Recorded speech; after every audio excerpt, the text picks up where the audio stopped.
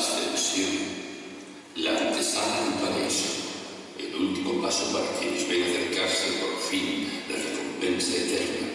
Aquellos que han sido purificados en el purgatorio preparan su viaje, miran hacia el sol y escuchan la música de las esferas, la música más pura que existe, esa música que producen todos los cuerpos celestes en su movimiento por el universo.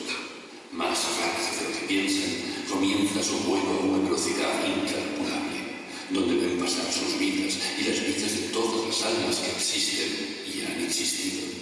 Una reunión celestial para darles la bienvenida. Antes de finalizar el viaje, hay tiempo para una última parada. El inframundo quedó atrás y ahora sí, la recompensa está frente a ellos. Los aleluyas y los cánticos de agradecimiento se unen a la música de las esferas antes de emprender el último tramo. Se acerca el final y todos disfrutan de este viaje